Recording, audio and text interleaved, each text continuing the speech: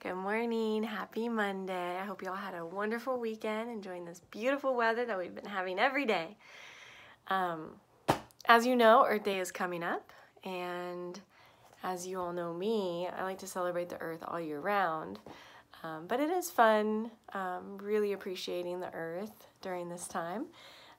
And in honor of the Earth, I'm going to read Earth books, books related to the Earth. And this one kind of brings together the concept of the Earth, but then also people around the world, and spring. It's a spring book.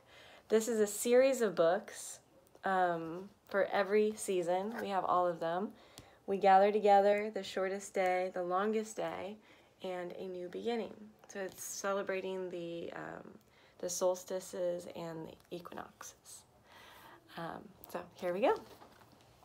A New Beginning, celebrating the spring equinox. Illustrated by Linda Black and written by Wendy Pleffer.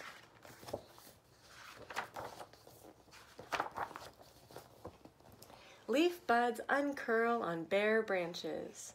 Frogs leave their winter hideaways, hop to the nearest waters, and lay eggs. Crocus tips poke through melting snow, woodchucks whistle, chickadees chirp, and dragonflies emerge from rivers and ponds. The long nights of winter shorten, and with more hours of sunlight, the weather warms. In the northern half of the world, winter gives way to spring.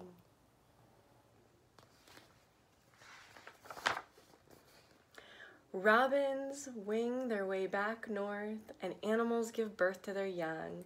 People prepare their fields and plant crops in the softening earth.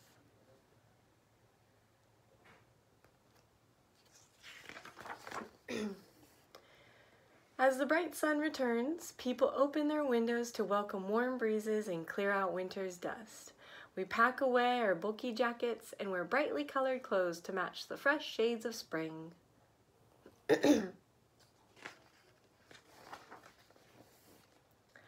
The days gradually grow longer, the nights shorter, until around March 21st, day and night are equal.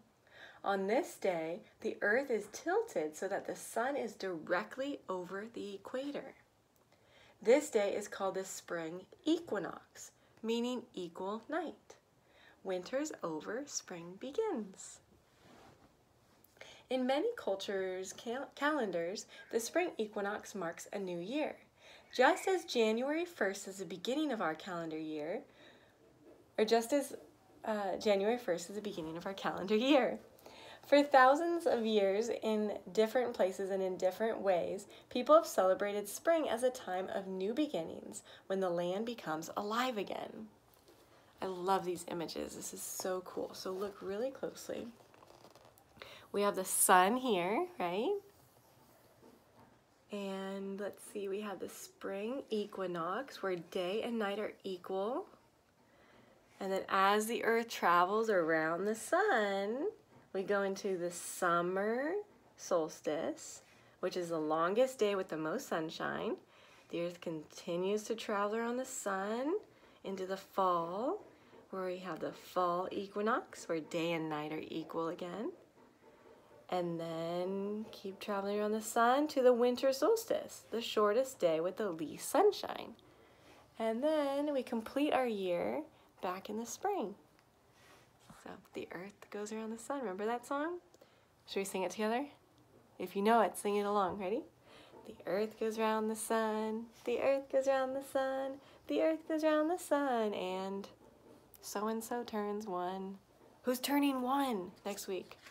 A week from today, Doris. I had to throw that in there. I'm so excited. Long ago, some say too long to be traced, the Chinese began celebrating the end of winter and a new beginning, spring. Today, the second new moon after the winter solstice still marks the Chinese New Year. Families clean their homes to sweep away traces of bad luck. They buy fruits and flowers, hang red banners with good wishes written on them. Dancers wear paper-lined masks to scare away evil spirits and bring good luck. Children receive money in red bags since red means good luck too. On the 15th night, people parade with paper lanterns while fireworks fill the air. Children cheer as long silver and paper dragons weave its way down the street to the beat of a drum. The dragon's appearance is a way of wishing peace, fortune, and good luck to all during the coming year. Over 3,000 years ago, the people of ancient Persia celebrated the spring equinox as a new beginning during Nowruz, which means New Year. Excuse me. Today, modern-day Iranians celebrate spring just as the ancient Persians did. 10 days before Nowruz, they plant wheat or barley in a flat dish to represent new beginnings and the cycle of life. A few days later, colorfully dressed troubadours announce the coming of the new year. On Nowruz, families stay home and wait for the exact time the spring equinox begins. Many exchange gifts, think good thoughts, do good deeds, and eat candied fruits to sweeten their lives. They believe that joy and happiness defeat bad spirits. That joyful dancing. Over 2,000 years ago, the people of India celebrated Holi at the beginning of the spring to ensure good crops. In Hindu mythology, Holika was a demoness who burned in a fire. Now, during Holi, on the night of the full moon in March, the villagers light giant bonfires to represent the triumph of good over evil. The heat of the bonfire is a sign of the hot summer to come, and the villagers bury the ashes to grow better crops. The next morning, the moon changes from gloomy to jolly. People of all ages toss multicolored powder with glitter over each other and load squirt toys with red-tinted water to spray on anyone passing by. They celebrate the coming of spring, singing and dancing with soaking wet, rainbow-colored clothes. Many believe that this was the origin of April Fool's Day, when people played tricks on one another. Sorry, my nose is itchy. Some allergies. About 1,200 years ago, the Maya people in Mexico built many structures to map the cycles of the sun. Their existence centered on the sun and its effect on planting and harvesting. With their vast knowledge of astronomy, architecture, and mathematics, the Maya carefully planned and precisely built structures to predict the seasons. At Chichen Itza,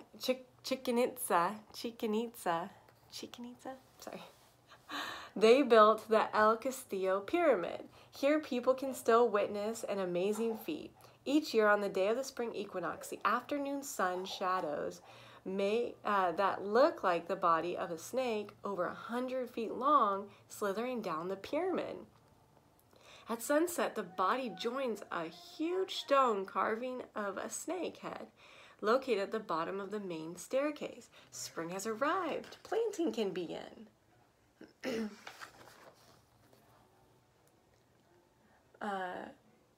Maslenitsa, or Pancake Week, in Russia dates back over 1,000 years. This 7-day sun festival celebrated the returning light. It bade goodbye to the long winter and hello to spring. Families ate warm, round, gold pancakes that looked like the sun. The more butter they spread on each pancake, the hotter the sun was supposed to be during the coming summer. They enjoyed horse-drawn sleigh rides in a semicircular trail across the snow, symbolizing the sun's path across the sky. Today, families still celebrate outdoors. They dance, sing songs, jingle bells, enjoy hot tea, and of course eat pancakes.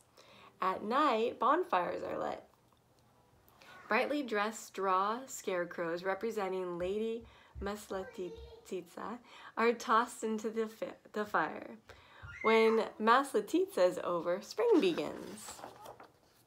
Almost 500 years ago, when the Cree Native Americans experienced long, hungry winters, berries, one of the first signs of spring, were an important sign of the warm season to come.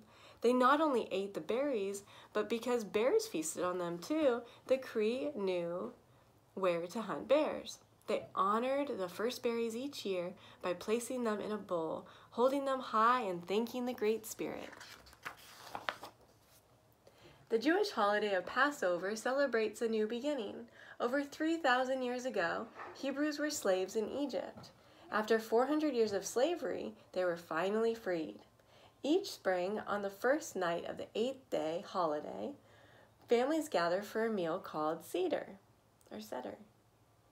They eat special foods, sing songs, and retell the story of how they became free. Each food on this Seder plate tells a different part of the story. A lamb bone symbolizes the lamb that was sacrificed in the ancient temple of Jerusalem. A sprig of parsley dipped in salt water reminds Jews of the tears that their people shed when they were slaves. Charoset, a paste of nuts, apples, and wine, reminds them of the clay the slaves used to make bricks. Bitter herbs recall the bitterness of slavery. Matzo, a flat bread, reminds them there was no time for bread to rise before the slaves fled Egypt. An egg symbolizes the new life that begins each spring. Each year, on the day of the spring equinox, ancient Saxons in Germany celebrated a festival for the goddess of springtime named Estre. Her earthly symbol was a rabbit. Rabbits and eggs were symbols of rebirth. Many Anglo-Saxons in England dyed eggs by boiling them in flower petals and leaves. Brightly colored eggs represented the bright sun of springtime. Did any of you decorate eggs this year? Maybe for Easter? At the same time that pagans celebrated their goddess of springtime, Estre, Christians observed Jesus' new beginning when they believe he was raised from the dead. As more people became Christians, the name of their celebration changed from Estre to Easter. On the first Sunday after the full moon after the spring equinox, Christians celebrate Easter. Many worship outdoors at early sunrise services or in churches filled with flowers and glorious music. Children find Easter baskets filled with chocolate, rabbits, and colorful eggs, still symbols of Easter. Today, families of all kinds still celebrate spring as a time of new beginnings. They plant flowers and vegetables, play baseball, ride bikes, fly kites, have picnics, enjoy the return of warm days, and welcome spring, a new beginning. Oh, this is beautiful. Yeah, I'll do this real quick. So around March 21st, the sun is directly over the equator. In the northern half of the world, that's the spring equinox. Winter's over, spring begins. On the same day in the southern hemisphere, southern half of the world, the fall equinox occurs. Summer's over, fall begins. All over the world, there are 12 hours of day and 12 hours of night. Maybe you can talk more about that. What's the northern part of the earth compared to the southern part of the earth? Around June 21st, the northern half of the world tilts towards the sun and the weather begins to warm. That's the summer solstice. Spring's over, summer begins on the longest day of the year. On the same day in the southern half of the world, the earth tilts away from the sun and the winter solstice occurs. Fall is over, winter begins on the shortest day of the year. So when it's hot on the northern part because it's tilting towards the sun, it's colder on the southern part because it's tilting away from the sun. On September 21st, the sun is directly over the equator. In the northern half of the world, that's the fall equinox. Summer's over, fall begins. On the same day in the southern half of the world, the spring equinox occurs. Winter's over, spring begins. All over the world, there are 12 hours of day and 12 hours of night. On December 21st, when the northern half of the world tilts away from the sun and the weather cools, That's the winter solstice, falls over. Winter begins on the shortest day of the year. On the same day, the southern half of the world tilts towards the sun and the summer solstice occurs. Spring's over, summer begins on the longest day of the year. I just think that's so beautiful. Depending on how the earth is tilted, either away from the sun or towards the sun, and where it is in its travel around the earth, where the earth is in its path around the sun determines what the weather's going to be like on earth. That sun is a very powerful thing for us because our earth travels around it and it determines what our weather is going to be like and what seasons we're in. So, and then just it goes into, I recommend these books. These are really beautiful. Something you can talk about at home are the seasons. You can, there are lots of ideas on the Pinterest page if you want to look at that. It's all under the seasons tab. And yeah, just enjoy spring. What do you do? What do you do in springtime? Does your family plant a garden? Have you been enjoying the little birds, the little chicks, all the little sounds that the little animals are making right now because they're all these babies are born. Lots of different things you could do. I hope you have a wonderful day, and I hope you enjoy this week celebrating the earth. I have a really, really special book that I'm reading on Earth Day. Bye, you guys. Have a great day.